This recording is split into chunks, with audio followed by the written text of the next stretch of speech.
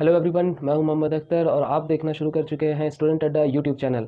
अभी तक हम लोगों ने जो देखा कि जेट जो है वो स्ट्राइक करता है कर्व प्लेट पे टेंजेंशियली, और उस पर क्या इफेक्ट होता है, कितना फोर्स लगता है, वो हम निकाल चुके हैं अलोंग एक्स एक्सिस और अलोंग वाई एक्सिस।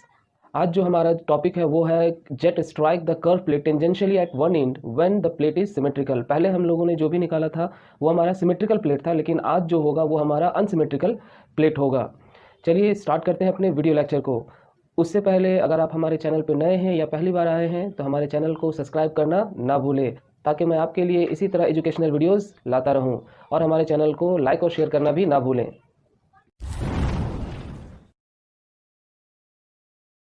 तो चलिए सबसे पहले हम लोग अपने टॉपिक को लिख लेते हैं।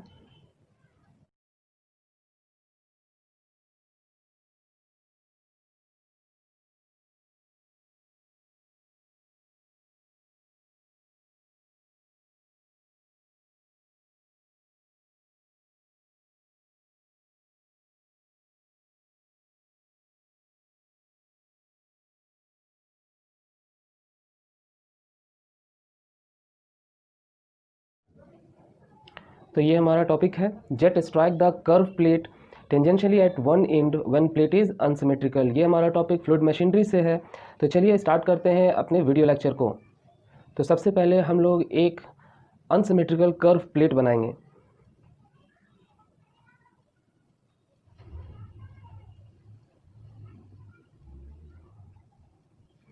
कुछ इस तरीके से, और हम लोग यहाँ पे एक सेंटर लाइन भी बनाएंगे। यही हमारा सेंटर लाइन हम लोग मानते हैं एक्स एक्सिस होता है। ठीक है, अब टॉपिक के हिसाब से ये हमारा जो अनसिमेट्रिकल कर्व प्लेन है ये हमारा क्या है, एक फिक्स्ड है यानी स्टेशनरी है। तो इसे हम फिक्स कर देते हैं। ये हमारा सिंबॉलिक रिप्रेजेंटेशन है, किसको फिक्स कर रहा हूँ मैं। ठीक है, यहाँ पे भी आप देख पा रहे हैं कि अनसिमेट्रिकल कहने का मतलब है कि अलोंग एक्स एक्सिस अगर हम इसको काटते हैं या कट करते हैं तो ऊपर कुछ और है दिखेगा और नीचे कुछ और दिखेगा। ठीक है, तो यहाँ पे हम लोग देख रहे हैं कि जो जेट स्ट्राइक कर रहा है वो टेंजेंशियली स्ट्राइक हो रहा है। ठीक है, तो हम क्या करेंगे कि एक टेंजेंट बनाएंगे जहाँ से हमारा जो जेट है वो इन हो रहा है। तो यहाँ से हमारा जेट इन हो रहा है, तो यहाँ से एक हम कर्व प्लेट पे एक टेंजेंट बनाएंगे कुछ इस तरीके से।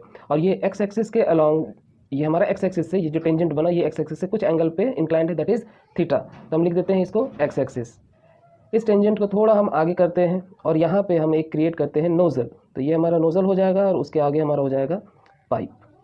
ठीक है, जैसा कि हम जानते हैं पाइप के अंदर में जो वाटर है या पानी है तो वो क्या है, अंडर प्रेशर है। यानी कि जो हमारा पाइप के अंदर का पानी होगा वो उसकी प्रेशर ज़्यादा होगी as compare to atmospheric pressure.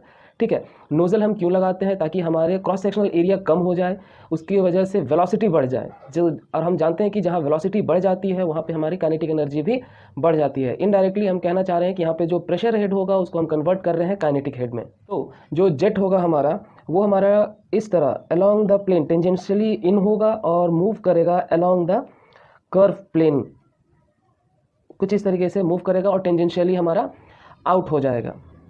तो यहाँ पे जो टेंजेंशियली ये हमारा जेट आउट हो रहा है, तो अगर हम यहाँ से जो एग्जिट पॉइंट है जेट का, तो यहाँ से अगर हम एक टेंजेंट बनाते हैं कुछ इस तरीके का टेंजेंट अगर हम यहाँ से भी क्रिएट करते हैं तो आप देखेंगे कि यहाँ पे जो एंगल बनाएगा वो दोनों सेम नहीं होगा। क्यों?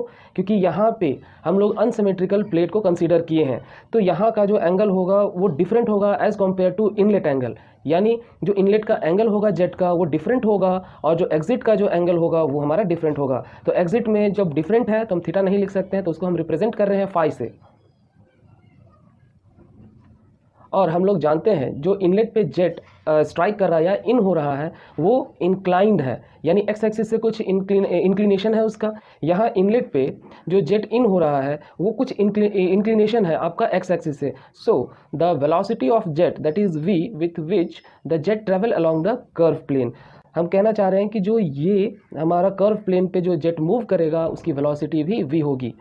तो इनलेट पे लेते हैं, जब इनलेट का कंडीशन ले रहे हैं, यानी अगर हम यहाँ पे कह दें कि ये हमारा सेक्शन 1 हो और इस सेक्शन को हम मान लें सेक्शन 2, तो जो सेक्शन 1 में है उसका जब हम वेलोसिटी वेक्टर डायग्राम बनाते हैं तो हमारा जान रहे हैं कि जो इनलेट है जो जेट इन हो रहा है वो कुछ इंक्लिनेशन से इन हो रहा है कुछ इस तरीके से, यानी v।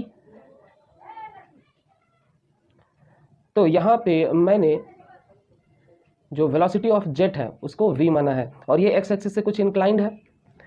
और हम जान रहे हैं कि ये जो वेलोसिटी है v वो पैरेलल है, क्योंकि ये भी टेंजेंट है और ये भी हमने टेंजेंट बनाया है, और इसने हमारा ये जो टेंजेंट है वो एक्स एक्सिस से थीटा एंगल बना रहा है, तो ये भी हमारा थीटा एंगल बनाएगा अलोंग एक्स एक्सिस।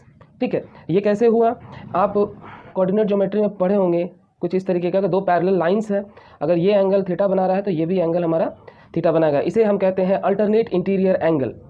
ठीक है, तो यहाँ पे अल्टरनेट इंटीरियर एंगल की मदद से हमने इसका एंगल फाइंड आउट कर लिया।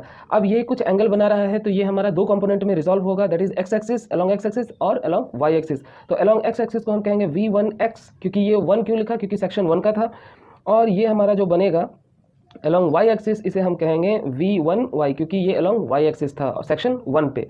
ठीक है, तो ये तो हमारा वेक्टर डायग्राम था, वेलोसिटी वेक्टर डायग्राम था सेक्शन 1 पे। अब आते हैं एग्जिट की तरफ, तो यहाँ पे जो जेट है वो टेंजेंशियली आउट भी हो रहा है, हालांकि दोनों का एंगल सेम नहीं है लेकिन फिर भी वो टेंजेंशियली आउट हो रहा है यहाँ से। ठीक है, तो यहाँ से जो आउट हो रहा है वो भी टेंजेंशियली हमारा आउट हो रहा है। अब यहाँ पे जानने वाली बात यह है कि जो जेट का डाया है, जो जेट का डाया है, ये जो हमारा जेट का डाया है वो थ्रू आउट सेम है, यानी कि वहाँ पे क्रॉस सेक्शनल एरिया भी हमारा सेम होगा, और अगर क्रॉस सेक्शनल एरिया सेम है तो हम कह सकते हैं कि उसकी वेलोसिटी भी सेम होगी। अब यहाँ पे जो कर्व प्लेट है उसे हमने माना है कि वो बहुत ही स्मूथ है और उसमें जो लॉसेस होंगे उसको हम कंसीडर नहीं करेंगे, या फिर स्मूथ इतना है कि उसमें कोई लॉसेस नहीं होगा। तो जिस वेलोसिटी से जेट इन करेगा उसी वेलोसिटी से वो कर्व प्लेट को छोड़ेगा भी, यानी आउटलेट में भी हमारा जो वेलोसिटी होगा वो v होगा। इनलेट पे v था तो आउटलेट पे v होगा, क्योंकि यहाँ पे प्लेट स्मूथ है और इसमें वेलोसिटी का चेंज नहीं हो रहा है इसीलिए। तो जब हम एग्जिट में वेलोसिटी वेक्टर का डायग्राम बनाते हैं, अब यहाँ पे कुछ ये भी इंक्लाइंड है, टेंजेंशियल है, तो ये भी कुछ एक्स एक्सिस के रिस्पेक्ट में कुछ एंगल बनाएगा। तो हम लोग कोऑर्डिनेट ज्योमेट्री का फिर से हेल्प लेंगे और हम लोग देखेंगे जब दो पैरेलल लाइंस को कोई इंटरसेक्टिंग लाइन काटती है और एंगल हमारा यहाँ बनता है दैट इज फाई, तो यहाँ पे भी एंगल हमारा फाई बनेगा, ये हमारा होगा कोरेस्पॉन्डिंग एंगल के हेल्प से। ठीक है, तो अगर हम यहाँ पे देखते हैं कि अगर ये हमारा वेलोसिटी वेक्टर है यानी v at exit second section 2 पे, तो ये हो जाएगा हमारा ये अलोंग एक्स एक्सिस, तो इसको हम कहेंगे v2x, और अलोंग हमारा क्योंकि ये कुछ एंगल इंक्लाइंड है एंगल फाई, तो इसको दो कंपोनेंट में तोड़ना होगा, तो ये हो जाएगा हमारा v2y। ठीक है, तो अब हमें फाइंड करना है कि जेट कितना फोर्स लगा रहा है इस अनसिमेट्रिकल प्लेट पे। तो इसे फाइंड करने के लिए हम यूज करते हैं Newton second law of motion और इंपल्स मोमेंटम इक्वेशन का। तो हम लोग लिखते हैं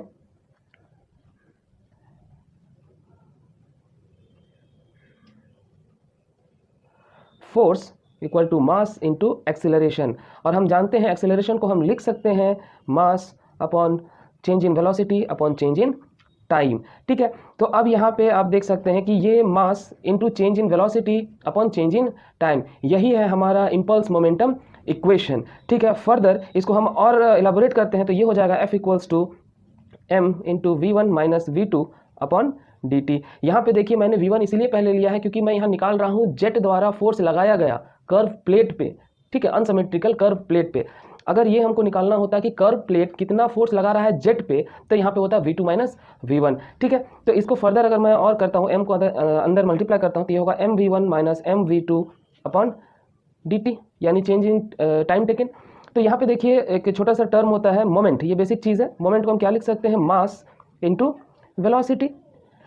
ठीक है, तो ये हो गया mass into velocity at section 1 जो इनलेट पे होगा, और ये होगा मास इंटू वेलोसिटी यानी moment at exit point end moment at inlet point, तो ये हमारा होगा चेंज इन मोमेंटम। ठीक है, तो हम कह सकते हैं कि फोर्स जो होगा वो होगा हमारा initial momentum minus final momentum